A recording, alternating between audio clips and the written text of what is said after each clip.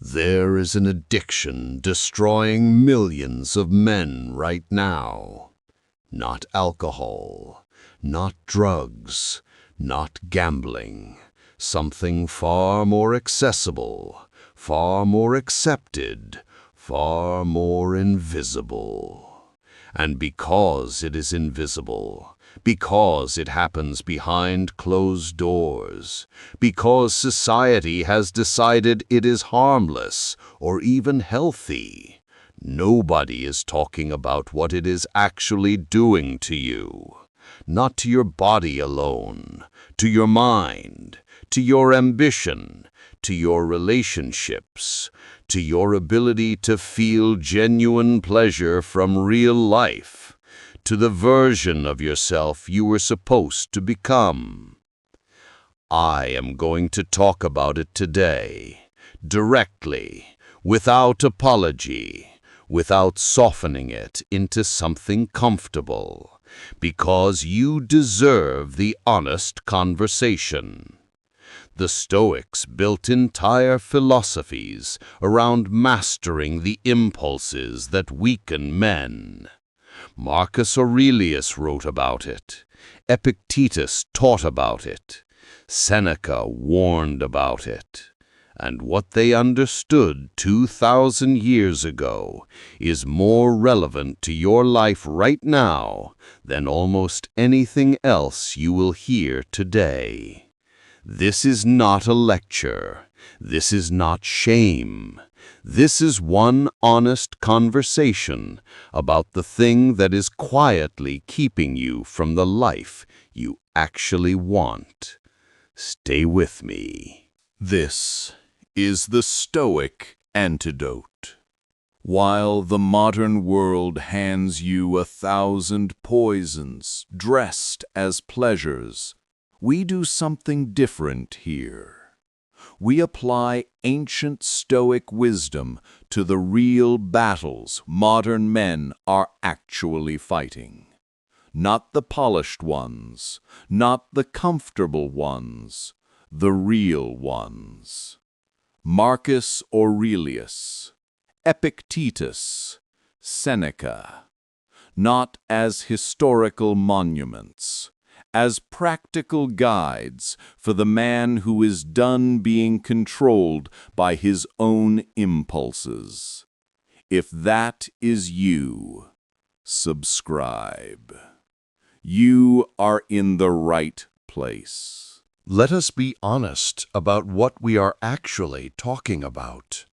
Pornography and the habit attached to it.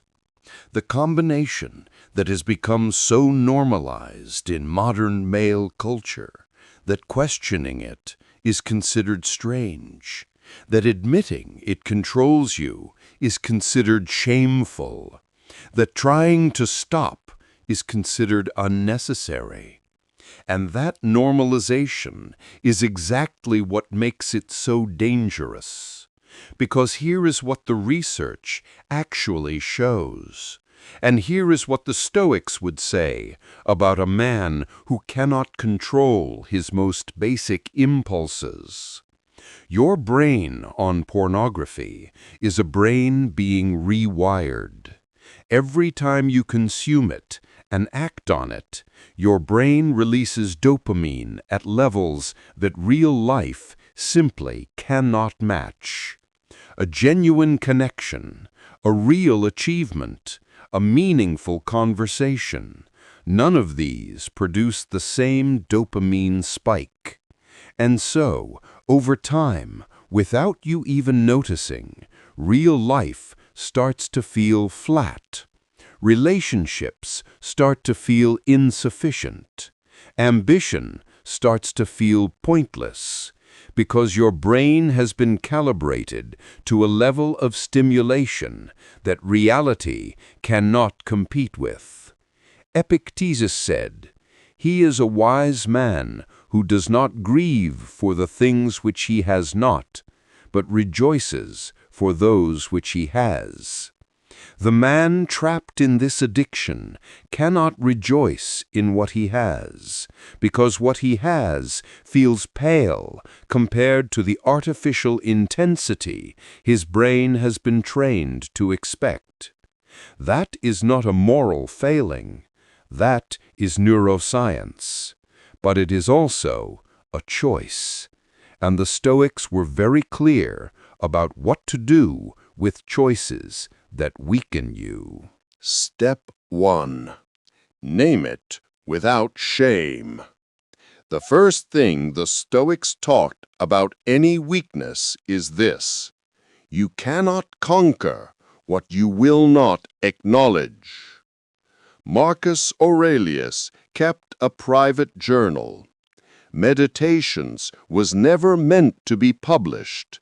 It was a man talking honestly to himself about his failures, his impulses, his moments of weakness, without audience, without performance, without the need to appear strong while admitting he was not. Name what this habit is doing to you, not to anyone else, to yourself in private. It is stealing your morning energy before your day begins. It is replacing genuine intimacy with a simulation that leaves you emptier than before. It is training your brain to prefer fantasy over reality. It is eroding your self-respect one session at a time. Because deep down you know every single time that this is not who you want to be. Name it, all of it, without softening it. That naming is the first act of reclaiming yourself. Step 2. Understand what you are actually chasing. Nobody is addicted to the content itself. What you are addicted to is the relief. The relief from stress, from loneliness, from boredom, from the pressure of being a man in a world that gives you very little space to feel anything. Epictetus said, "Make the best use of what is in your power, and take the rest as it happens."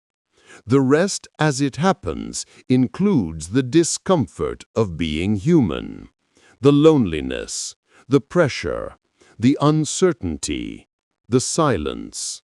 The addiction is a shortcut around that discomfort, a door you walk through when the weight gets too heavy.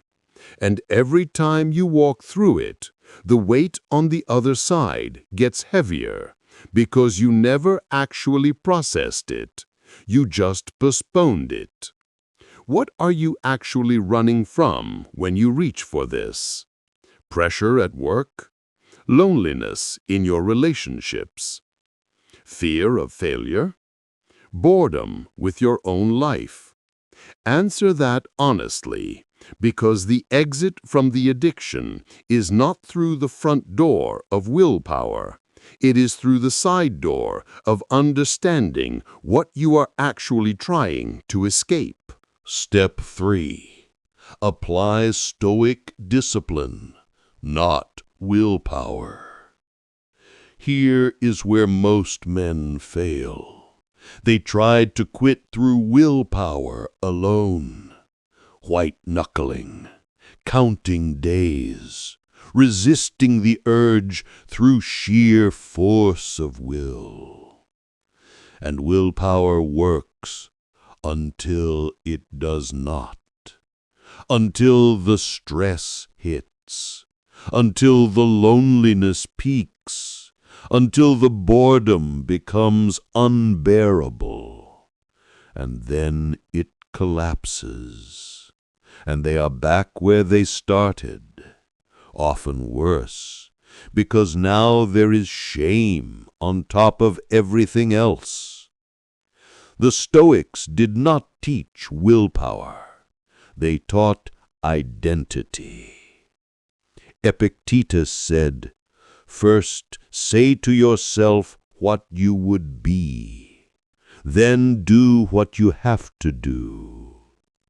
The man who is trying to quit is still a man who does this thing.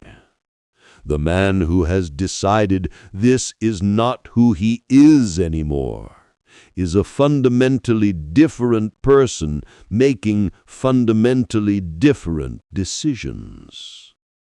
The shift is subtle, but it is everything. Stop saying, "I am trying to quit." Start saying, "This is not who I am." When the urge comes, and it will come, it does not arrive as a gentle suggestion. It arrives as a wave, urgent, convincing, full of reasons why just this once is acceptable. The Stoic response is not to fight the wave. It is to watch it, to observe the urge without acting on it. To say, "I see you, I know what you are, and I am choosing differently." Marcus Aurelius practiced this with every impulse. He called it the observer mind, the part of you that watches the thought without becoming the thought. You are not the urge. You are the man watching the urge, and the man watching can choose. Step 4. Replace the ritual. Every addiction has a ritual around it, a time, a place, a trigger, a sequence of events that leads to the moment of acting on it. Late at night, alone, phone in hand, certain emotional state preceding it.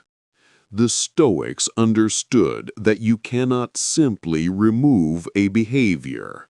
You must replace the ritual. Marcus Aurelius had a morning ritual so demanding and so intentional that it left no space for the kind of idle mental wandering that leads to temptation. He rose, he wrote, he reflected, he planned, he engaged.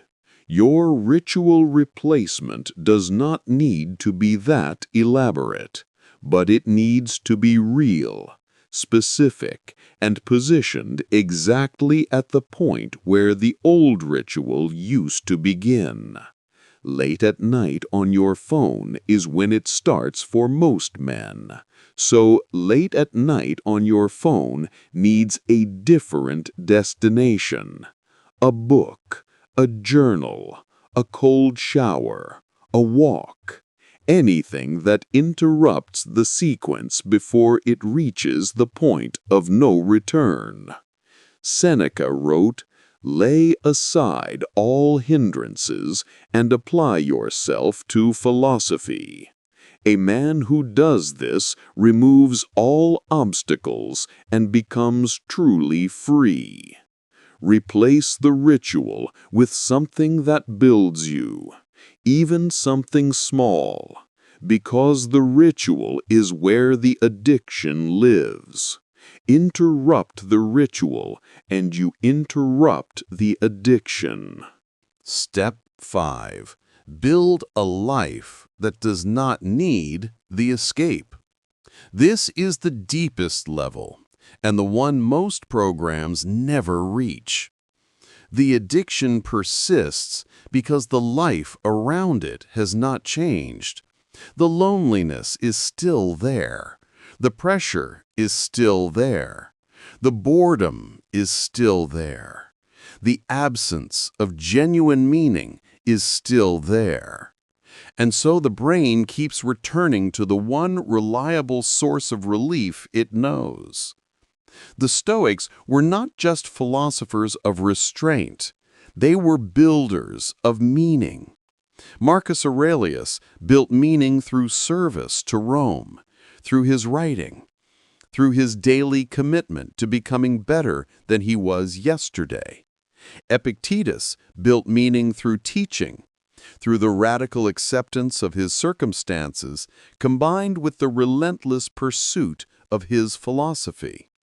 Seneca built meaning through his letters, through his friendships, through his commitment to living deliberately. What are you building? If the honest answer is, not much, that is not a judgment. That is information. Because a man with genuine purpose, with real relationships, with a body he is building, and a mind he is sharpening, and a life he is actually invested in, that man does not need the escape as badly. Not because he never feels the urge, but because he has something real competing for that energy. Something that actually satisfies, instead of just temporarily relieving. Build the life, not as a cure for the addiction, as the context in which the addiction becomes increasingly unnecessary. There is something nobody tells men about this addiction. The shame around it is making it worse. Every time you give in and feel ashamed, that shame becomes its own form of discomfort. And discomfort is the trigger for the addiction. So the shame of the addiction triggers the addiction, and the cycle accelerates. The Stoics had no patience for destructive shame. They had patience for honest assessment, followed by deliberate change. There is a profound difference. Marcus Aurelius wrote, "If it is not right, do not do it. If it is not true, do not say it." But he also wrote, "Confine yourself to the present. Confine yourself to the present, not to the shame of yesterday's session, not to the fear of tomorrow's urge, to this moment, this decision, this breath." Every moment is a new beginning in Stoic philosophy. Not because the past did not happen, but because the past cannot be changed, and the present always can. You did not fail yesterday. You made a choice yesterday that you are making differently today. That is not weakness, that is the entire practice. Epictetus was asked once how a man should respond to his own failures. He said, he should observe himself without judgment, understand what led to the failure, and return to his principles immediately. Not after a week of shame, not after punishing himself, immediately. The man who returns to his principles immediately after a failure is stronger than the man who never failed at all, because he has been tested and he knows he can return. Return every time, without drama, without extended shame, without making the failure larger than it is. Return to who you have decided to be and keep building. Here is what you do today, not tomorrow, not after you feel ready, today. Write down 3 things honestly. What does this habit cost you, specifically, in energy, in self-respect, in the quality of your real relationships, in your ability to feel genuine pleasure from real life? What are you actually running from when you reach for it? Name the emotion underneath it. The loneliness, the pressure, the boredom, the fear.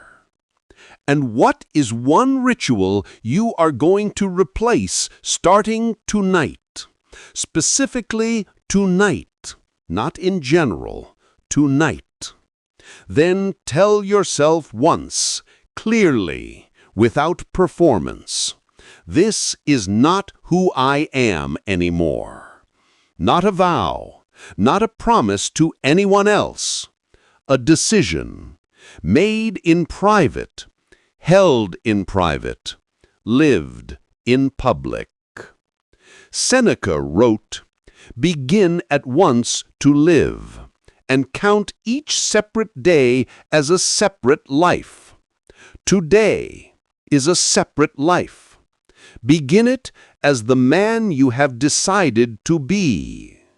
Here is what happens when you break this addiction. And I want you to hear this clearly. Your energy returns, not gradually, noticeably, within days. Your focus sharpens. The mental fog that you normalized lifts.